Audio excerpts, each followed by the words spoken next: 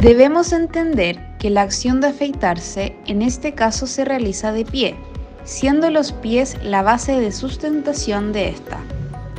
Por otro lado, el usuario mide 179 centímetros, por lo que su centro de masa equivale a un 89,5 centímetros.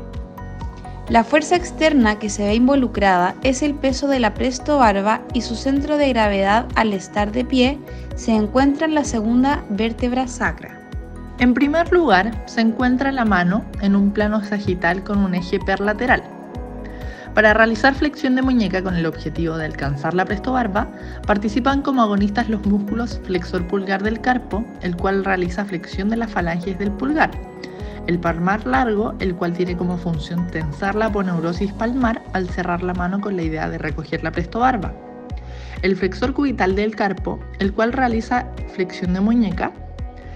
El flexor radial del carpo, debido a que su acción es ser el flexor principal de la muñeca, con tendencia a su abducción y pronación. Y por último, también se encuentran los músculos lumbricales, los cuales actúan como agonistas y antagonistas. Agonistas porque son flexores de la primera falange de los últimos 4 dedos y antagonistas debido a que son extensores de las otras segundas y terceras falanges. En este caso se encuentran todos los músculos que tienen como función realizar extensión, como el músculo extensor radial del largo y corto del carpo, el músculo extensor de los dedos, el músculo extensor del meñique y el músculo anconio. Las articulaciones y ligamentos que participan en este plano son las articulaciones metacarpofalángicas, las cuales son de tipo sinovial condilia y permiten movimientos de flexo-extensión. En este caso actúan las falanges al momento de flectar nuestros dedos. Por otro lado también se encuentran las articulaciones interfalángicas, las cuales son de tipo sinovial troclear o de bisagra y también permiten movimientos de flexo-extensión. Por otro lado también se encuentran las articulaciones carpo-metacarpianas, las cuales le permiten al pulgar moverse en un amplio rango de movimientos, permitiéndole agarrar la prestobarba con una prensión de tipo conoide. Los ligamentos colaterales también se encuentran presentes en la parte externa de la articulación y ayudan a conectar con el hueso en extensión. Cuando nos acercamos a tomar la prestobarba, nuestra mano se encuentra en extensión y por ende el ligamento se relaja, mientras que cuando la agarramos, hacemos flexión y el ligamento se tensa. En la mano, en un plano frontal con un eje anteroposterior, se encuentran los músculos interóseos, los cuales realizan la función de abducción y aducción de los dedos de la mano. Por ende, al momento de ir a agarrar la prestobarba, actúan aproximando los dedos. En ambos planos se encuentran los músculos tenares, debido a que accionan los músculos flexor del pulgar, el separador y aproximador del pulgar, y el oponente del pulgar, el cual ayuda a aproximar el pulgar a la palma para ayudar a la acción de agarrar la prestobarba. Las articulaciones que participan en este plano son la articulación trapecio-metacarpiana, la cual es una articulación llamada silla de montar o encaje recíproco. Esta articulación tiene flexo-extensión, aproximación y separación y circunducción. Esta articulación de encaje recíproco es importante debido a que nos permite hacer oposición. Por lo tanto, nos permite tomar objetos, dejar objetos, hacer pinzas, garra y prensión. Cabe mencionar que los huesos involucrados son el trapecio y metacarpo del dedo pulgar. También se encuentra la articulación carpo-metacarpiana, clasificada como sinovial artrodia y permite movimientos de desplazamiento. En esta articulación se ven involucrados los huesos del carpo con los huesos del metacarpo. Es importante mencionar que los dedos presentan cápsula articular, el cual es el lugar donde va llegando el líquido sinovial y se empieza a congregar una masa para permitir la estabilidad de la articulación. Por otro lado, los ligamentos que se hacen presente en este plano es el ligamento transverso, el cual es un ligamento que va desde los dedos y acompaña movimientos de aproximación y separación. Cuando tomamos el objeto, nuestros dedos se aproximan unos a otros. En un plano frontal con un eje anteroposterior, el hueso trapecio se articula con el primer metacarpiano, que es una articulación celar o silla de montar. Esta articulación tiene una mayor movilidad en comparación al resto del metacarpo, siendo en este caso lo importante la acción de oposición, debido a que el pulgar se encuentra posicionado por delante del plano de la mano. Su rotación axial, en el sentido de la rotación en el eje cefalopodal con el plano transversal, se genera gracias a las articulaciones metacarpofalángicas e interfalángicas, las cuales ambas permiten la flexión.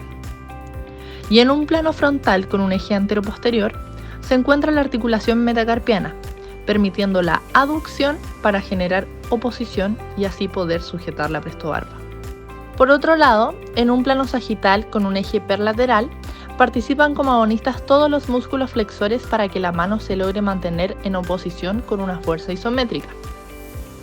Y los ligamentos que se hacen presentes son los ligamentos transversos para mantener la flexión de los últimos 4 dedos y los ligamentos colaterales que se encuentran tensos para que la mano pueda realizar la flexión. En la acción de tomar la rasuradora a nivel del codo, se producirá una extensión acompañada de una posición neutra del antebrazo y muñeca. Participarán 3 articulaciones del codo: húmero ulnar, que es de tipo sinovial bisagra, húmero radial, que es de tipo sinovial esferoidea, y radio ulnar proximal de tipo sinovial pivote.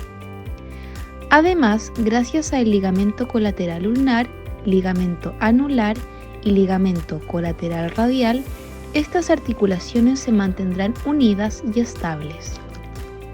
La extensión del codo puede alcanzar aproximadamente unos 120 grados. Desde el plano sagital con un eje perlateral participa principalmente la articulación glenohumeral. Esta articulación es de tipo enartrosis e incrementa el rango de movimiento entre el brazo y el tronco, y en este caso permite la flexión y extensión.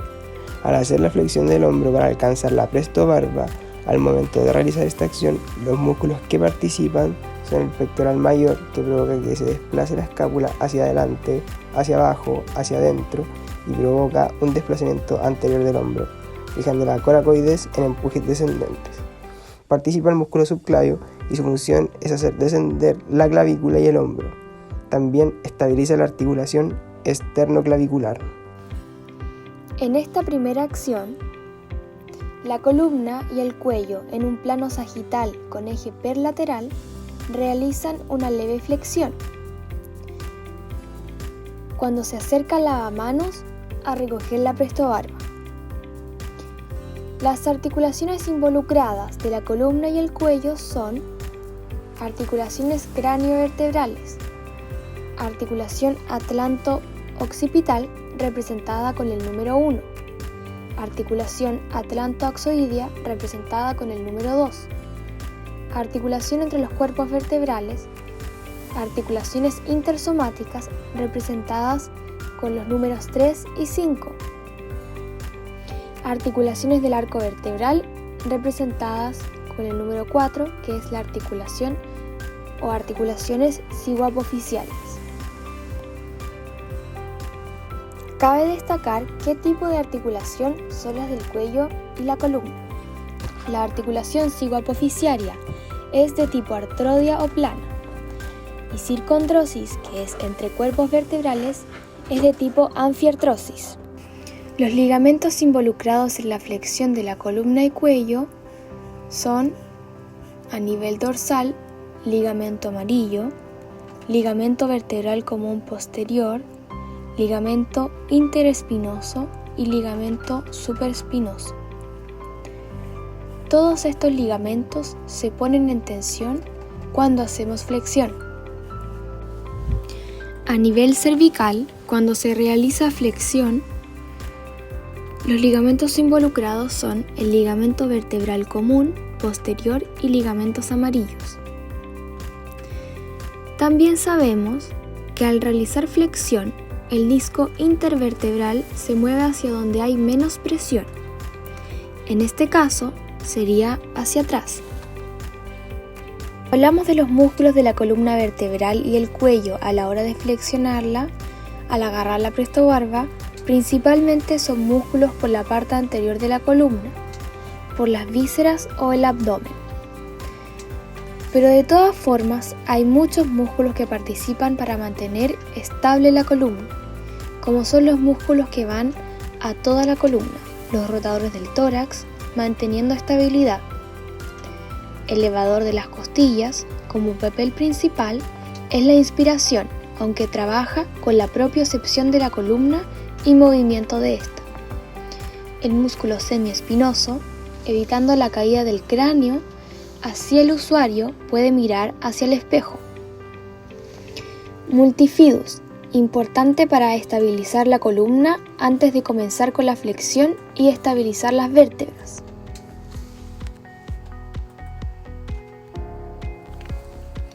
Para flectar el cuello se ocupan recto anterior menor y mayor de la cabeza, músculo largo del cuello y recto lateral de la cabeza.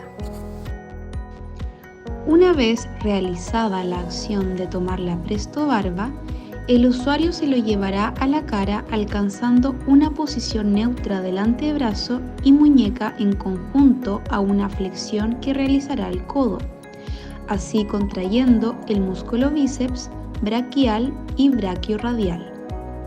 Esto le permitirá al usuario tener una contracción isotónica concéntrica.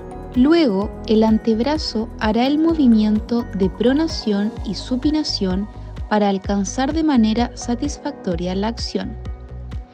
En la primera, el radio girará encima de la ulna, permitiendo a su vez contraer ciertos músculos del antebrazo, como el pronador cuadrado y pronador redondo, gracias a la articulación radio-ulnar distal. En respecto a lo que es la supinación, uno de los músculos que se contraerán será el supinador corto y bíceps braquial. Al hacer supinación del antebrazo, el hueso radio y la ulna se mantendrán en paralelo gracias a la articulación radio-ulnar proximal. Además, se puede observar una contracción isométrica en el músculo supinador, ya que este movimiento es mantenido en el tiempo para sostener la rasuradora, es decir, no hay elongación, no hay acercamiento ni alejamiento de los puntos de origen e inserción de los músculos. La contracción isométrica también se mantiene en el movimiento de pronación debido a que el usuario se dirige a rasurar la patilla. A su vez, la muñeca permite una desviación radializada gracias a los músculos flexor radial del carpo, extensor largo del pulgar, abductor largo del pulgar, extensor corto del pulgar y el extensor radial corto del carpo, este último contribuyendo a la acción de extensión neutra. Luego, los músculos que permitirán la desviación ulnar será el extensor ulnar del carpo y flexor ulnar del carpo, permitiendo más movilidad a la muñeca al momento de realizar esta acción. Es relevante mencionar que el músculo palmar largo permitirá la flexión neutra de la muñeca y a su vez contribuirá a la prensión de la mano por movimientos de deslizamiento. La acción de flexión, pronación y supinación en este eje y plano serán movimientos combinados, es decir, habrá supinación y pronación del antebrazo, flexión de muñeca y flexión de codo, la cual tendrá un valor de 140 grados aproximadamente. Desde el plano transversal con un eje cefalopodal participa la articulación acromioclavicular, que es una diartrosis. Actúa como un punto de giro y permite la rotación, el desplazamiento del brazo, permitiendo que podamos subir como también permite que podamos moverlo hacia atrás y rotarlo. Al momento de llevar la rasuradora a la cara, participa la articulación subdeltoide. Su función es el deslizamiento del deltoides sobre el supraespinoso. Entre ambos se sitúa una bursa o bolsa con contenido líquido para favorecer el desplazamiento entre ambos. Cuando el usuario comienza a afeitarse, se hace una rotación interna de hombros y los músculos que participan son el deltoides, que hace una flexión y rotación interna, el subescapular, que es el único músculo que puede hacer la rotación interna dentro de los músculos del manguito rotador, y el redondo mayor, que desplaza el ángulo inferior de la escápula hacia adelante y hacia arriba. En esta fase, los principales estabilizadores que participan son el ligamento coracocromial, el ligamento coracumeral, el ligamento transverso superior de la escápula, el esternoclavicular anterior, el ligamento acromioclavicular, el ligamento transverso y el ligamento inferior de la escápula. El tendón del bíceps es fundamental al momento de subir el brazo para que la cabeza del húmero no impacte con la cintura escapular. Por otro lado, en la articulación glenohumeral está el rodete glenoideo. Este reduce la fricción entre el húmero y la cavidad glenoidea. Finalmente, a nivel nervioso, los principales componentes que participan son el nervio supraclavicular, el intercostobraquial del brazo y la inervación del músculo tríceps braquial, que se atribuye al nervio radial. En esta segunda acción, en un plano sagital con un eje perlateral, a nivel de columna y cuello, la persona se mantiene erguida sin efectuar flexión ni extensión. A nivel del cuello, esta realiza rotación en el eje longitudinal en un plano transversal para poder afeitar la cara por los dos costados. Dentro de las articulaciones, tenemos las mismas articulaciones ocupadas en la primera acción. Articulaciones craniovertebrales, representada con el número 1, articulación atlanto-occipital, representada con el número 2, articulación atlanto-axoidea. Tenemos articulaciones entre los cuerpos vertebrales, representadas con los números 3 y 5, articulaciones intersomáticas, y articulaciones del arco vertebral, representadas con el número 4, articulaciones cigoapofisiarias. Estas últimas son de tipo artrodia o plana, y las articulaciones sin condrosis entre cuerpos vertebrales son de tipo anfiartrosis.